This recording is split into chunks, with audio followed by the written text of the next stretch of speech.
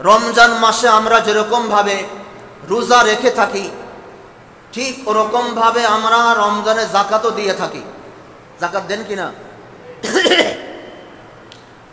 রমজানের সাথে যাকাত দেওয়ার কোনো সম্পর্ক নেই, এই কথাটা ভালো করে বুঝবো। রমজানের সাথে যাকাত দেওয়ার কোনো কি নেই, সম্পর্ক নেই। রমজানে আমরা যাকাত দিই হলো এই কারণে, রমজান টু রমজান হিসাব করি হলো এই কারণে, রমজানে দিলে 1 টাকায় 27 গুণ। 1 টাকায় কত? 27 গুণ। এই কারণে আলহামদুলিল্লাহ শুধু বাংলাদেশেই নয়, সারা বিশ্বের ভিতরে যাকাত আদায় করার রমজানে একটা প্রচলন হয়ে আসছে। যার কারণে আমাদের বাংলাদেশের মানুষরাও আলহামদুলিল্লাহ রমজানে যাকাত আমরা আদায় করে থাকি। কি বলেন? এজন্য ভাই যাকাত অবশ্যই আদায় করব। যাকাত দিলে সম্পদ কমে না, বরং যাকাত দিলে সম্পদ বাড়ে। যাকাত দিলে সম্পদ কি হয়? এক সাইড দিয়ে দেখা যাবে কমবে, কিন্তু আর এক সাইড দিয়ে বাড়বে। উদাহরণস্বরূপ দোকানের দোকানদার দোকানদারি করে সারাদিন, অসুস্থ, ডাক্তারে বলছে আপনার এই সমস্যা, স্টক করেছেন, সুস্থ হতে 5 লাখ টাকা লাগবে। তো একবার সে টাকার দিকে তাকায়, আবার চিন্তা করে 5 লাখ টাকা দিয়ে যদি আমি সুস্থ হই আর যদি দোকানে দোকানদারি করতে বসি, তাহলে এই 5 লাখ টাকার বিনিময়ে আমি সুস্থ হব, কোটি টাকা আমি দোকানে বসে কামাতে পারবো। আর যদি 5 লাখ টাকা দিয়ে আমি সুস্থ না হই, আমার জীবন যাবে, আমার পরিবার পথে পড়বে, আমার ব্যবসাও যাবে, আমি মরে যাব। বুদ্ধিমান যদি হয় তাহলে সে কি করবে বলেন তো? 5 লাখ টাকা দিয়ে সে সুস্থ হবে, সুস্থ হয়ে সে তার পরিবার বাঁচাবে। 5 লাখ টাকা দিয়ে সে সুস্থ হবে, সুস্থ হয়ে সে দোকানদারি করবে, আর এই দোকানকে কেন্দ্র করে সে আরো হাজারো কোটি টাকা সে ইনকাম করবে। কি বলেন? যাকাতটা ঠিক এরকম।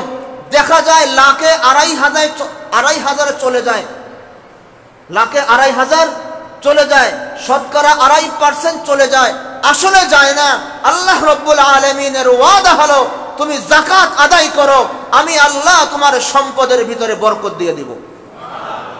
এজন্য যাকাতের যতগুলো অর্থ আছে, এটার ভিতরে একটা অর্থ হলো যাকাত দেওয়ার দ্বারা সম্পদ কমে না, সম্পদ বর্ধিত হয়, সম্পদ বাড়ে। সম্পদ কি হয়? বাড়ে। যাকাত আদায় করলে সম্পদ মজবুত হয়। সবগুলো হাদিস বলার সময় নেই, সংক্ষেপে বলছি। যাকাত আদায় করলে সম্পদ কি হয়? মজবুত হয়। যেমন ধরেন, এই আপনি একটা বিল্ডিং করলেন, বিল্ডিং করার পরে রং নাই, কি নাই? রং করলেন না, পয় পরিষ্কার করলেন না, 2 বছর পরে দেখবেন জানলার ফাঁক দিয়ে গাছ জ্বালিয়েছে, ইটের ফাঁক, ইট ফাঁক হয়ে গিয়েছে, প্লাস্টার ঝরে পড়েছে, সেখান দিয়ে আগাছা জন্মেছে। 5 বছর পরে দেখবেন যে ইট খসে একেবারে দেওয়াল ভাঙ্গা শুরু হয়ে গেল। আর 5 বছর পরে ইঞ্জিনিয়ার আনবেন, বলেন যে হায় হায় স্যার আপনি কি করলেন, রঙও করলেন না, প্লাস্টারও করলেন না, ছাদের উপরে পিলার করে রাখছেন, প্লাস্টারও করেন নাই, কিছু করেন নাই, ড্যামেজ হয়ে গেছে। আপনি 1 মাসের ভিতরে বিল্ডিং থেকে বের হয়ে যান, এই বিল্ডিং যে কোনো মুহূর্তে ভেঙে পড়তে পারে। কথা বুঝেন নাই? আর যদি আপনি ময়লা আবর্জনাগুলো পরিষ্কার করে, যেখানে গ্রিলের ভিতরে জং, এগুলো সিরিজ কাগজ দিয়ে ঘষে মেজে কিছু অংশ যাবে, আবার উপরে রং করলেন, এর টেকসই বেশি হবে না? বলেন, টেকসই হবে না গ্রিল? তো ঠিক ওরকম ভাবে বছরে বছরে 2 বছর 3 বছর পরে বিল্ডিং মজবুত হওয়ার জন্য যেরকম ভাবে বিল্ডিংকে রিফারিং করতে হয়, কালার করতে হয়, যেখানে প্লাস্টার উঠে গিয়েছে সেখানে আবার নতুন করে প্লাস্টার করতে হয়। কেন? বিল্ডিং যাওয়ার জন্য না, বিল্ডিং মজবুত হওয়ার জন্য। বিল্ডিং কিসের জন্য? মজবুত হওয়ার জন্য। ঠিক ওরকম ভাবে বছরে বছরে মালের ভিতরে একটা ময়লা জমে, ওই ময়লাটার নাম হলো যাকাত। এই ময়লার নাম কি? যাকাত। বছরান্তে সাবান দিয়ে ঘষে মেজে, সার্ফেক্সার দিয়ে ঘষে মেজে, হারপিক দিয়ে ঘষে আর মেজে ওই ময়লাটাকে আপনার সম্পদ থেকে বের করে দেন। ওটা মজবুত হবে, ওটা শক্তিশালী হবে, ওটা আগুন দিয়ে পুড়াতে পারবে না, ওটা ডাকাতি করতে পারবে না, ওটা চোর চুরি করতে পারবে না, কারণ এই মালের ভিতরে কোনো ময়লা নেই। বুঝছেননি আমার কথা? এটার নাম হলো যাকাত। এটার নাম হলো কি? যাকাত। এজন্য সবাই যাকাত দিবেন তো ইনশাআল্লাহ? বলে হুজুর যাকাত তো বড় লোকদের উপরে ফরজ। কাদের উপরে ফরজ? বড় লোকদের উপরে ফরজ। এখন কথা হলো বড় লোক কে? বড় লোক একটা হলো আমাদের সামাজিক ভাষায় বড় লোক, আর একটা হলো আমার ভাষায় বড় লোক, আর একটা হলো আল্লাহ পাকের ভাষায় বড় লোক। আমাদের সামাজিক ভাষায় বড় লোক হলো যার বাড়ি আর গাড়ি কোটি কোটি টাকার মালিক আছে, সে বড় লোক। কথা বলেন? আর আমাদের ভাষায় বড় লোক হলো যে হ্যাঁ ঠিক আছে, আমার একটু টাকা পয়সার দরকার ছিল তো হয়েছে আলহামদুলিল্লাহ, তো আমি বড় লোক। আমি কি বড় লোক? আর আল্লাহর ভাষায় বড় লোক হলো যার কাছে নিসাব পরিমাণ মাল আছে, যাকাত দেওয়া যার উপরে ফরজ, সেই বড় লোক। এখন কথা হলো কার উপরে যাকাত দেওয়া ফরজ? আমি একদম সার সংক্ষেপ কিতাবের ভাষায় বলবো না, আমরা যেন বুঝতে পারি এই ভাষায় বলবো। 7.5 ভরি স্বর্ণ অথবা 52 ভরি রূপা। 7.5 ভরি স্বর্ণ বাদ দেন, এটা হাই হিসাব। বর্তমান বাজারে প্রায় 8 লাখ টাকার উপরে 7.5 ভরি স্বর্ণের দাম। আর সর্বনিম্ন হিসাব হলো 52 ভরি রূপা। বর্তমান বাজার মূল্যে আমি 1 সপ্তাহ আগে দেখেছি, হয়তোবা আজকে কিছু কমতেও পারে, বাড়তেও পারে। যাকাত দেওয়ার নিয়ম হলো আপনি যেই দিন যাকাতটা দিবেন ওই দিন স্বর্ণ রূপার যেই দাম থাকবে ওই দামে দিবেন। হয়তোবা আজ কিছু কম বেশি হতে পারে। তো বর্তমান বাজার মূল্য 52 ভরি রূপার দাম হলো 95,000 টাকা। কত? 1,95,000 না, শুধু 95,000 টাকা। কত? সুতরাং 52 ভরি রূপার দাম হলো 95,000 টাকা। এটা সর্বনিম্ন হিসাব। এবার আসেন মূল জায়গার ভিতরে। এই 52 ভরি রূপার মূল্য অর্থাৎ 95,000 ক্যাশ টাকা যার কাছে থাকবে, অথবা 52 ভরি রূপা যার নিকট থাকবে, অথবা 7.5 ভরি স্বর্ণ যার নিকট থাকবে, অথবা সর্বনিম্ন 95,000 টাকার ব্যবসায়ী পুঁজি যার নিকট থাকবে, এই বছরে তার উপরে যাকাত ফরজ। আচ্ছা বলেন তো, আমাদের দেশে যে পান বিক্রি করে তার দোকানেও 1 লাখ টাকার মাল আছে না নাই? তার উপরে যাকাত ফরজ কিনা বলেন? সেও ধনী। সেও কি ধনী? তো এবার ধনীর সংখ্যা পেয়েছেন। 1 লাখ টাকা ব্যাংকে নেই এমন মানুষের সংখ্যা খুব কমই আছে। আমার মতন যারা ফকির হয়তো বা এদের হতে পারে, এছাড়া আর কারো নাই। এই ডিপিএস মায়ের বিয়ের জন্য এক ফান্ড, হজের জন্য আর এক ফান্ড, এই আছে না নাই? তো সর্বনিম্ন এই বছরের যাকাতের নিসাব হলো 95,000 টাকা।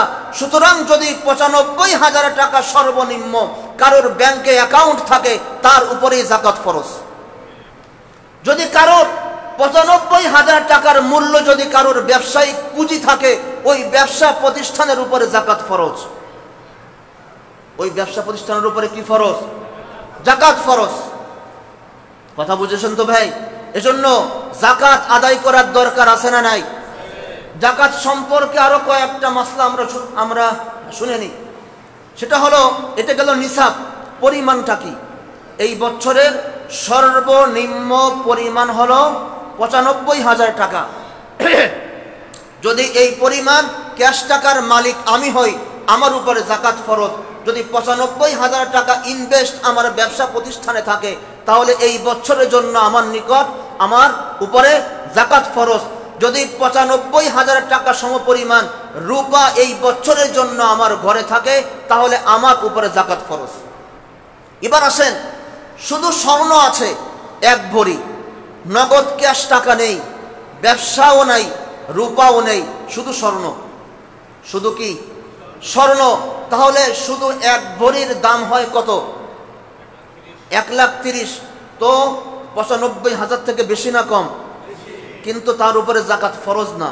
ফরজ না হলো এই কারণে যে যদি শুধু স্বর্ণ থাকে, এই কথাটা খেয়াল রাখবেন, বিশেষ করে মা বোনদের জন্য এই মাসলাটা বেশি প্রয়োজন।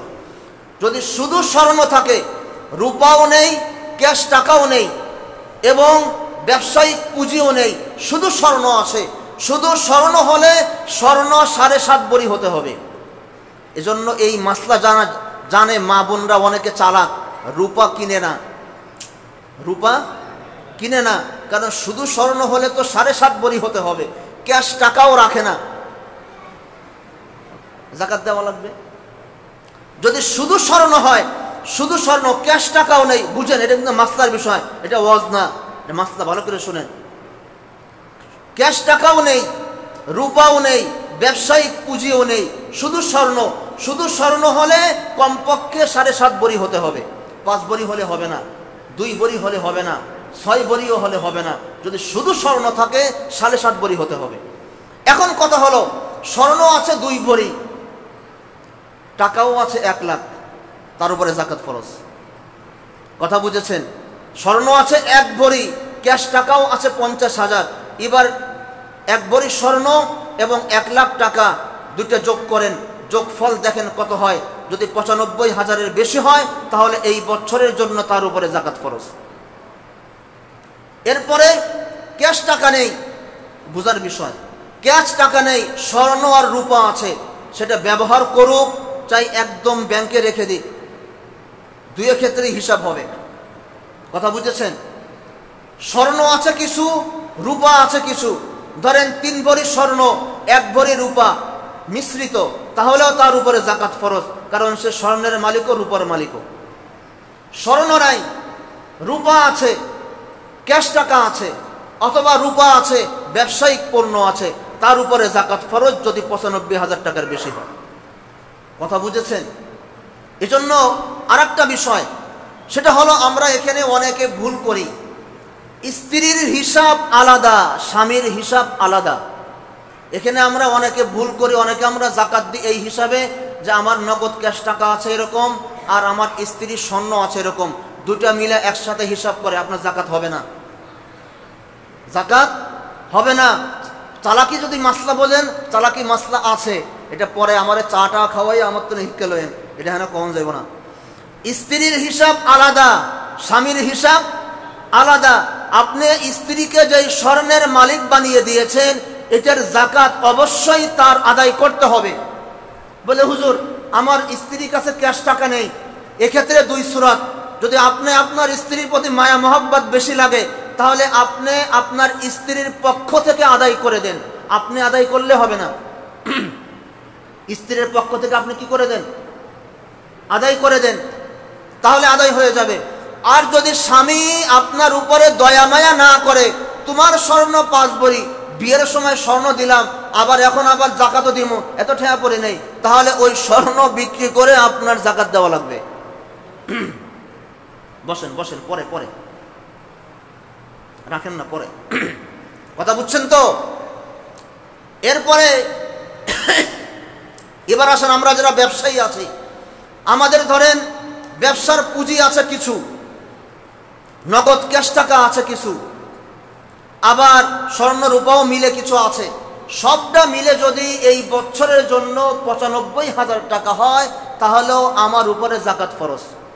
ছোট বাচ্চা এখনো প্রাপ্তবয়স্ক হয়নি, ইসলামিক শরিয়াতের নামাজ, রোজা, হজ, যাকাত সবগুলো একটা বাচ্চার উপরে অর্পিত হয় কত বছরে বলেন? এটা কিন্তু আমি কমু না। কত বছরে? 12 বছরে। কত বছরে? 12 বছরে। তো এখন আমরা হিসাব করি, এখানে আমাদের যাদের বয়স, সন্তানদের বয়স 12 বছর আছে, প্রত্যেকের উপরে রোজা ফরজ। কয়জনকে রাখিয়েছি বলেন? প্রত্যেকের উপরে নামাজ ফরজ। যদি এদের কাছে পার্সোনাল টাকা থেকে থাকে, এদের উপরে যাকাতও ফরজ। বাচ্চার কাছে স্কুলের পুরস্কারের টাকা আছে অথবা জন্মদিবসের টাকা আছে, যদি তার বয়স 12 বছরের কম হয়ে থাকে, এখনো বালেগ হয়নি, সে যদি কোটি টাকারও মালিক হয়, তার উপরে যাকাত ফরজ হবে না, কারণ তার উপরে এখন শরীয়তের হুকুম এখনো কি হয় নাই, অর্পিত হয়নি। যদি তার বয়স 12-র উপরে হয়ে যায়, তাহলে তার উপরে যাকাত ফরজ। হজের জন্য টাকা রেখেছেন, যাবেন বলে, যদি এই বছর ওই টাকার উপরে যদি 1 বছর অতিবাহিত হয়, আর যদি ওই টাকার পরিমাণ এই বছরের জন্য 95,000 টাকা হয়, তাহলে তো তার উপরে যাকাত ফরজ। কথা বুঝেছেন? এরপরে আপনার ঋণ করেছেন, ঋণ, এই ভাই এই মাসটা আমরা ভালো করে শুনি। ঋণ 2 প্রকার, একটা হলো হাত ঋণ, আর একটা হলো ব্যবসায়িক ঋণ, যেটাকে বলা হয় কি ঋণ যেন বলা হয় এটাকে? ব্যবসা ঋণকে কি বলা হয়? লোন না, আর একটা যেন নাম আছে, হ্যাঁ, যাই হোক, একটা হলো ব্যবসায়িক লোন, আর একটা হলো এমনি ঋণ। মানুষের কাছ থেকে আপনি 1 লাখ নিচ্ছেন, নিয়ে এই করছেন সেই করছেন। যদি ব্যবসায়িক লোন হয়, এই ব্যবসায়িক লোনেরও যাকাত দেওয়া লাগবে। এই কথাটা আমরা ভালো করে শুনি ব্যবসায়ী ভাইরা। যেমন আপনি ব্যবসার ভিতরে পুঁজি খাটিয়েছেন 5 লাখ, কয় lakh? CC loan, CC loan বলা হয় এটাকে। কি লোন? CC loan. আপনি ব্যবসায় প্রতিষ্ঠানে খাটিয়েছেন 5 লাখ, ব্যাংক থেকে সুদের উপরে লাভের উপরে এনেছেন 5 লাখ, কয় লাখ হলো? 10 লাখ। এই 10 লাখ সম্পূর্ণ আপনি লাভ খাচ্ছেন, আপনার পাশ থেকেও লাভ নিচ্ছেন, ব্যাংকের পাশ থেকেও আপনি কি নিচ্ছেন? লাভ নিচ্ছেন। এই 10 লাখের সম্পূর্ণ যাকাত আপনার দেওয়া লাগবে। তবে এখানে একটা কথা, আপনি ব্যাংক থেকে যে 5 লাখ এনেছেন, এই 5 লাখ যদি আপনি কল কারখানার ভিতরে খাটান, কল কারখানার যাকাত হয় না। যেমন আপনি ফ্যাক্টরি করেছেন, ফ্যাক্টরির ভিতরে 1 কোটি টাকা দিয়ে আপনি মেশিন কিনেছেন, ব্যাংক থেকে 1 কোটি এনেছেন, কল কারখানার ফ্যান, লাইট, বিল্ডিং, এগুলোর যাকাত হয় না। যদি আপনি ওই ব্যাংকের লোনটা কল কারখানা অর্থাৎ মাল বানাবার যেই মেশিনারি আছে, যদি এটার ভিতরে আপনি ইনভেস্ট করেন, তাহলে ওই 5 লাখের যাকাত আসবে না।